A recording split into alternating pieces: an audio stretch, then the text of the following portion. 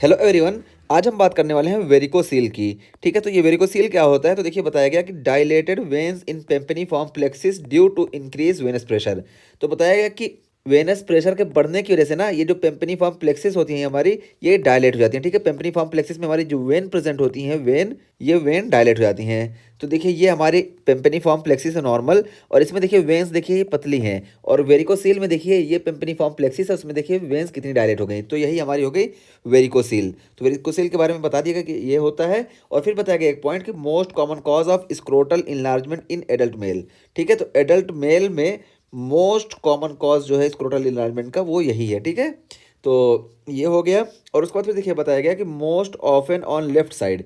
तो ये मोस्टली जो होता है ना वेरिकोसील हमको लेफ्ट साइड में देखने को मिलता है। और लेफ्ट साइड में क्यों देखने को मिलता है, देखिए हम यहाँ पे बता दें कि ये देखिए लेफ्ट साइड में हमको वेरिकोसील ज़्यादा देखने को मिलेगा, क्योंकि देखिए लेफ्ट साइड की जो हमारी ये वेन होती है ना, टेस्टिकुलर वेन, ये जाके ड्रेन करती है लेफ्ट रीनल वेन में। ठीक है, और लेफ्ट रीनल वेन में ड्रेन करती है 90 डिग्री पे। ठीक है, देखिए 90 डिग्री पे ड्रेन करती है।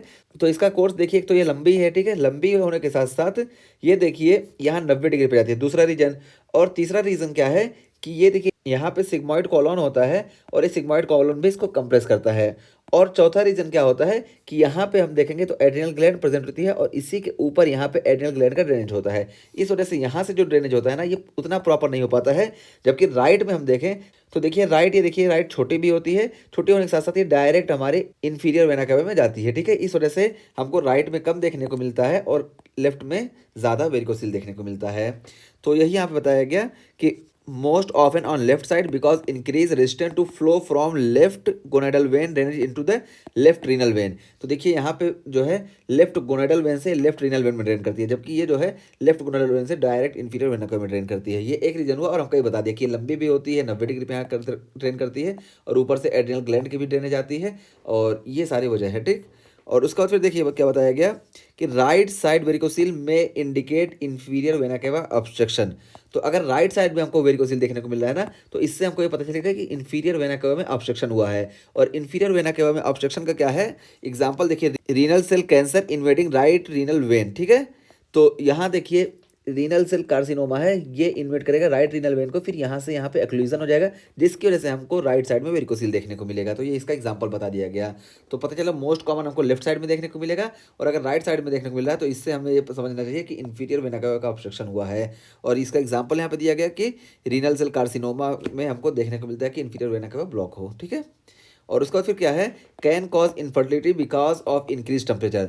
तो ये देखिए ये इनफर्टिलिटी भी कॉज कर सकता है। और इनफर्टिलिटी कॉज क्यों करेगा, क्योंकि ये देखिए ये वेरिकोज वेन की वजह से यहाँ का टेम्परेचर इंक्रीज हो जाएगा। और जब टेम्परेचर इंक्रीज होगा, हम पिछली वीडियो में बताएं कि ये 35 डिग्री सेल्सियस पे काम करता है, और अगर ये रुक गया ब्लड फ्लो यहाँ से, तो इसका टेम्परेचर इंक्रीज हो जाएगा, जिसकी वजह से स्पर्मेटोजेनेसिस प्रॉपर नहीं हो पाएगी। इसी वजह से हमको इनफर्टिलिटी देखने को मिलेगा। ये हो गया।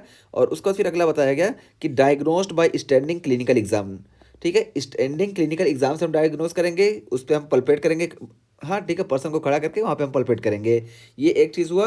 और वॉल्सल्वा मैनेवर करेंगे। ठीक है, तो वॉल्सल्वा मैनेवर हम क्या होता है, तो देखिए वॉल्सल्वा ये नाक को बंद करके जब हम एक्सपायरेशन करते हैं ना, तो ये देखिए एब्डोमेन ये जो है नीचे आता है। ठीक है, और जब एब्डोमेन नीचे आता है तो यहाँ पे जो इनग्वाइनल कैनाल है, इनग्वाइनल कैनाल के थ्रू यहाँ स्क्रोटम में प्रेशर बढ़ेगा। ठीक है, तो उस पर हमको और अच्छे से फील होता है कि यहाँ पे वेरिकोसील है या नहीं है। ठीक है, तो वही कि वाल्सल्वा मैनेवर करेंगे।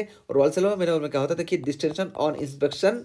ठीक है, तो ये डिस्टेंशन हो जाएगा। ठीक है, तो टेस्टिक ये जो है टेस्टिस है ना, इसका डिस्टेंशन देखने को मिलेगा। और क्या देखने को मिलेगा, एंड बैग ऑफ वॉर्म्स। तो जब इसको हम पल्पेट करेंगे ना, तो ये वेन्स इतनी मोटी होंगी ना, ऐसे पल्पेट करने पे ऐसा लगेगा कि ये बैग ऑफ वार्म्स है। ठीक है, स्क्रोटम ऐसा लगेगा कि बैग ऑफ वार्म्स है, क्योंकि ये जो हमारी वेन्स है ये आसानी से पल्पेट होंगी और बैग ऑफ वार्म फील होगा। तो इसी को कहा गया कि bag of warm on palpation, palpation पे। और आर्गुमेंटेड बाय वाल्सल्वा, तो वाल्सल्वा से हम इसको चेक करेंगे, या हम अल्ट्रासाउंड भी कर सकते हैं। तो देखिए अल्ट्रासाउंड पे देखिए यहाँ पे, ये देखिए यहाँ पे फ्लूइड एक्यूमुलेशन देखने को मिल रहा है। ठीक है, तो ये हो गया हमारा डायग्नोसिस। और उसके बाद फिर क्या है, डज नॉट ट्रांस इल्यूमिनेशन। तो ट्रांस इल्यूमिनेशन यहाँ पे हमको नहीं देखने को मिलेगा। ठीक है, जब टार्च जला के देखेंगे तो हमको ट्रांस इल्यूमिनेशन नहीं देखने को मिलेगा। और उसके बाद फिर ट्रीटमेंट की बात की जाए तो देखिए ट्रीटमेंट क्या है, कंसीडर सर्जिकल लाइगेशन और embolization if associated with pain और इनफर्टिलिटी। ठीक है, तो अगर हमको कोई क्लिनिकल सिम्टम देखने को मिल रहा है ना, तभी हम इसको ट्रीट करेंगे। अगर क्लिनिकल सिम्टम नहीं देखने को मिल रहा है तो हम ऐसे छोड़ देंगे। ठीक है, हाँ इंडिया में क्या होता है कि यूपीएससी के एग्जाम में जब यूपीएससी आप पास करते हो उसके बाद चेक किया जाता है कि जो कैंडिडेट है उसको वेरिकोसील है या नहीं। तो इंडिया में ये चीज़ होता है कि वेरिकोसील चेक किया जाता है। इस वजह से इंडिया में अगर आप यूपीएससी एस्पायरेंट हो तो आपको इसका ट्रीटमेंट कराना ज़रूरी है। और ऐसे नॉर्मल पर्सन को अगर कोई क्लिनिकल फीचर प्रेजेंट नहीं है तो ट्रीटमेंट ज़रूरी नहीं है, ठीक है। ट्रीटमेंट कब ज़रूरी होगा? जब पेन या इनफर्टिलिटी या कोई भी क्लिनिकल फीचर प्रेजेंट होगा तभी, ठीक है।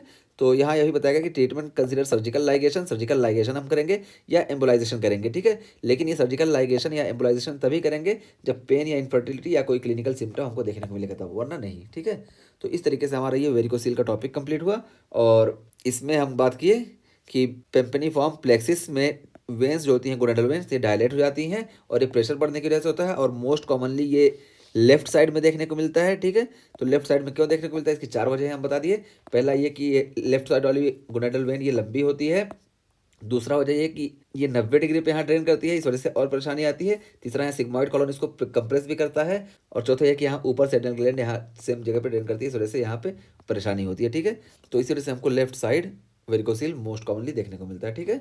और उसके अलावा फिर हम वाल्सल्वा मैनेवर करते हैं जिसमें हमको बैग ऑफ वर्म्स देखने को मिलता है, ठीक है। वेरिकोसील में हमको बैग ऑफ वर्म्स देखने को मिलेगा। और ट्रीटमेंट की बात करें तो यहाँ पे सर्जिकल लाइगेशन या एम्बोलाइजेशन होता है। लेकिन अगर क्लिनिकल फीचर प्रेजेंट है तभी, या आप यूपीएससी एस्पायरेंट हो इंडिया के तब, ठीक है। इंडिया में आप यूपीएससी एस्पायरेंट हो तभी आपको ट्रीटमेंट कराना पड़ेगा। और वरना नॉर्मल कंडीशन में क्लिनिकल फीचर प्रेजेंट नहीं है तो कोई ट्रीटमेंट की ज़रूरत नहीं है, ठीक।